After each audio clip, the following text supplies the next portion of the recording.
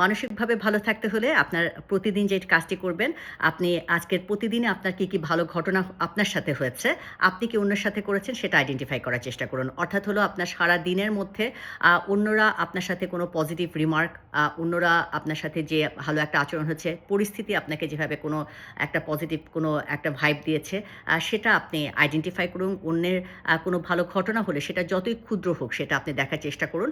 আপনি নিজে কি ভালো কাজ করেছেন। সেটা হতে পারে আপনার রেগুলার খাওয়া, অর্থাৎ খাওয়াটা হয়তো আজকে আপনি খুব হেলদি ফুড খেয়েছেন, আপনি শুরুই করেছেন খুব হেলদি ডায়েট দিয়ে। আপনি নিয়মিত শরীরচর্চা করে আপনি নিয়মিত শরীরচর্চা করেছেন, আপনি আ ধর্মীয় চর্চাগুলা করেছেন, আপনি অন্যের সাথে ভালো আচরণ করেছেন, অন্যকে কোনোভাবে সাহায্য করেছেন, অন্যকে যার সময় দেওয়াটা হচ্ছিল না তার সাথে আপনি সময় দিয়েছেন। কাজেই আপনার প্রতিদিনের যে ছোট টুকটাক যে ভালো কাজগুলো আছে, সে কাজগুলা আপনি আ নিজের সাথে কি করেছেন অন্যের সাথে, আপনি নিজের সাথে কি করেছেন এই আইডেন্টিফিকেশন আপনি কি দেখবেন হলো আপনার ইতিবাচক যে জীবন সেটাকে আপনার ব্রেইনকে পারসিভ করবে, যেটা আপনাকে এক ধরনের ভালো রাখতে কিন্তু সাহায্য করবে।